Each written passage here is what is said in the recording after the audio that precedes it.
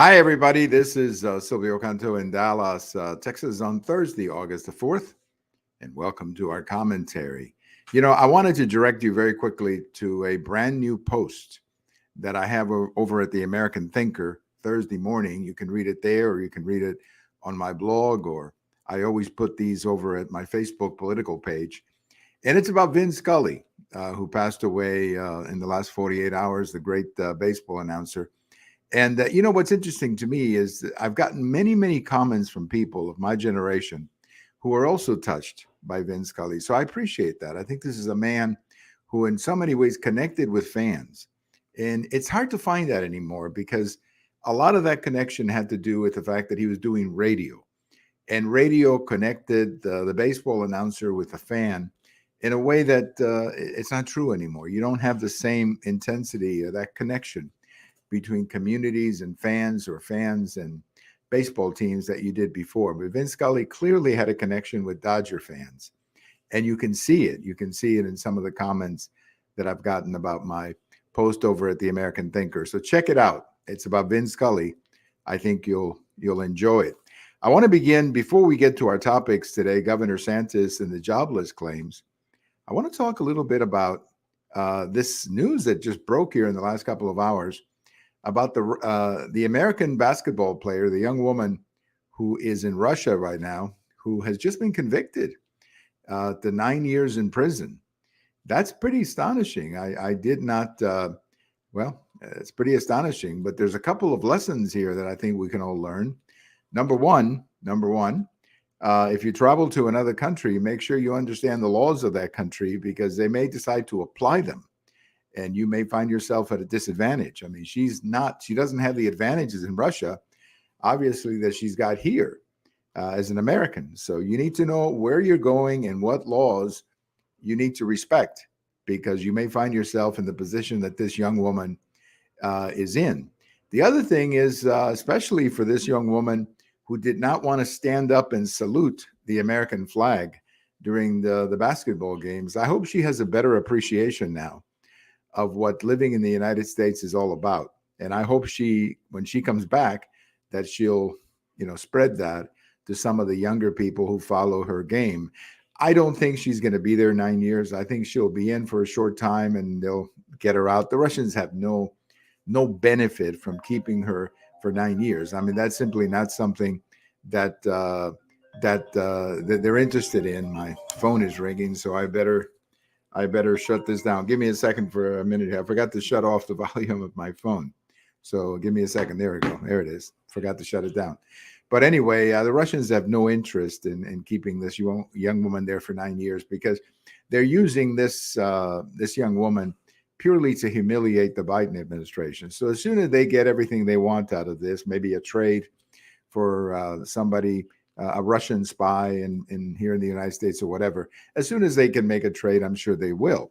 But in the meantime, they're going to humiliate the Biden administration as much as they can, and that is what we're seeing with this situation. So we wish her the best. I have always said that you got to live with your consequences. But I hope that this young woman, and many of the players in the WNBA and some of these other athletes who were willing to, who didn't want to salute the American flag, I hope that they appreciate a little bit more the benefits of living in the United States. Well, let's talk a little bit about Governor DeSantis, because he did something today that, frankly, I like to see more governors do, especially the governor of New York, for example, the governor of California. He went after a district attorney. He suspended a district attorney who didn't want to enforce the abortion ban. Whether you like or dislike the abortion ban, that's not the issue. It is the law of the state. That is the law of Florida.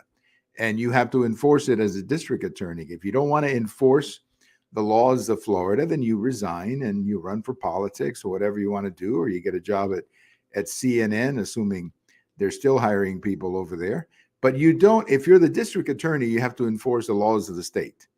And in too many places, you have these district attorneys who have decided upon themselves what they're going to enforce and what they're not going to enforce. And it has resulted in total, complete chaos. Look at New York City. Look at Los Angeles. Look at San Francisco. Look at other places. So the governor of Florida has said it's not going to happen here. If you're the district attorney, you're going to enforce the laws of the state. If you don't like them, then resign. Nobody keeping you or forcing you to do the job. And I think this is a great move. Now, many people are saying that this is because he's positioning himself to run for president. Maybe it is. I have no way of accepting or denying that. I mean, he would make a good candidate for president. I've said that before, but I don't think that's what's really motivating him here. I think this is simply a case of a man who's the governor of a state who understands that if you're the district attorney, you have to enforce the law. If you don't like it, you can resign. Nobody's stopping you. But that's what I think it is. Now, would it benefit him in a Republican primary? Of course. Would it benefit him with the rest of the country? Of course, because the fact is, as I said before, many of these district attorneys are hurting their states. They're hurting their cities. Again, I cite New York as a good example of that. San Francisco, what a mess that is in San Francisco. Now, they've made a change, by the way. So there are some hopeful signs in San Francisco. They got rid of the guy who was there, and they have a new district attorney who's apparently going to take a tougher stand against the criminals. Now, I don't know what's going to happen in LA. I think that guy, there's a recall to replace the guy in LA too. But look, if you're the district attorney, you got to enforce the laws of the state. And if you're not going to, then you're creating chaos and you're creating a situation like we see in many of these cities where people commit a crime on Monday, they're arrested on Monday, and on Wednesday they're out in the streets. I mean, that's ridiculous. I mean, how can you have how can a society function like that? The answer is a society cannot function like that. And I'm grateful that Governor DeSantis stood up and said, not in Florida. Again, I like to see other governors do the same thing now, especially blue state governors, like in New York, in Illinois. I mean, Illinois, Chicago is a disaster. Everybody knows that, but the governor apparently doesn't want to do anything about it. California, we know about LA and San Francisco, and there may be other cases. So if you're the governor, your ultimate responsibility is to enforce the law. And if that's not happening, then you got to get rid of the people who are not doing their job. So well done, Governor DeSantis. Absolutely brilliant move by, as I say, a man who I believe has presidential material, is presidential material. He could be president of the United States. You never know. You never know what's going to happen between here and 2024. I'm one of those people who doesn't like to look that far ahead, because I think looking that far ahead is honestly pure speculation. We don't know what's going to happen in 2024. All we can do right now is focus on 2022, because that's the election coming up, and that's the one we should be focusing on. A new jobless claims report came out today, and it's up, meaning that more people are filing for unemployment. That's basically what that report says. So what that tells you is that all the talk about the recession is starting to look like a recession.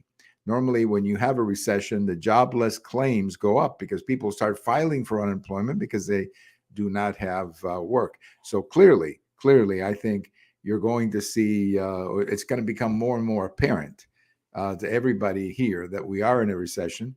And how deep we go in this recession, your guess is as good as mine. But as I've told you many times, I remember 82 and I remember 83. And this one is starting to look a little bit like that because of the high rates of inflation that we saw back in 82 and the high rates of inflation that we're seeing this time around. By the way, I got to ask you a question. Why is it that we have a baby formula shortage again? Can somebody explain that to me? Why we have a baby formula crisis again? Apparently, mothers cannot find baby formula at the store. What's the problem? I mean, I thought that we had taken care of this problem, or at least that's what the White House told us.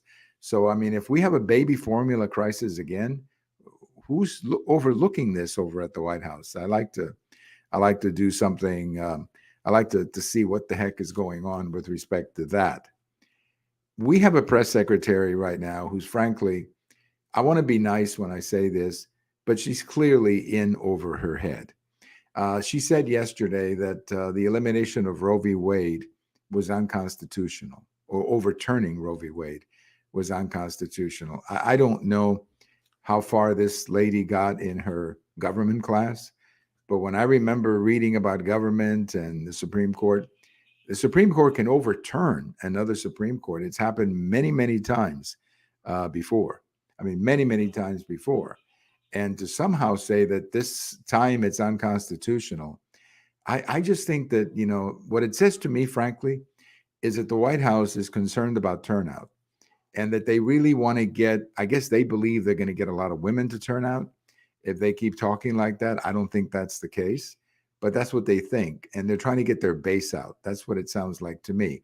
So they're saying something silly like this is unconstitutional, overturning Roe v. Wade is unconstitutional. I don't know what else to say other than it's a very foolish remark. And she is the press secretary of the United States. You would think that, I don't know, you would think she'd be a little bit more responsible with what she's saying. I think I agree here with my friend Sally, who said she's clueless. And she is clueless. That's what you have to say. Well, let me leave you with a couple of things on this day in history that are always a lot of fun to look back to.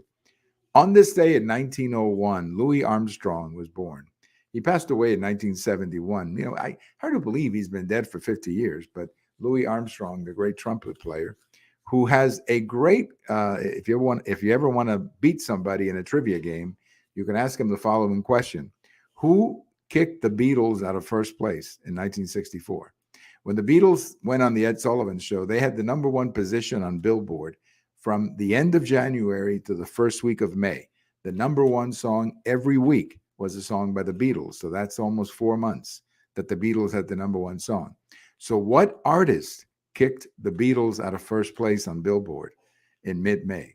Well, the answer is Louis Armstrong and that song, Hello, Dolly, that he recorded, very popular song, a great song that he recorded. That's the song that finally stopped the Beatles' control of the #1 position back in 1964. So there's your trivia question, Louis Armstrong. We remember that today. He was born on this day in 1901. The next thing that we remember on this day in history, this was fun. This was a fun one. And this is on August 4th, 1993. I'm outside playing catch with my sons, and we're listening to the baseball game on the radio.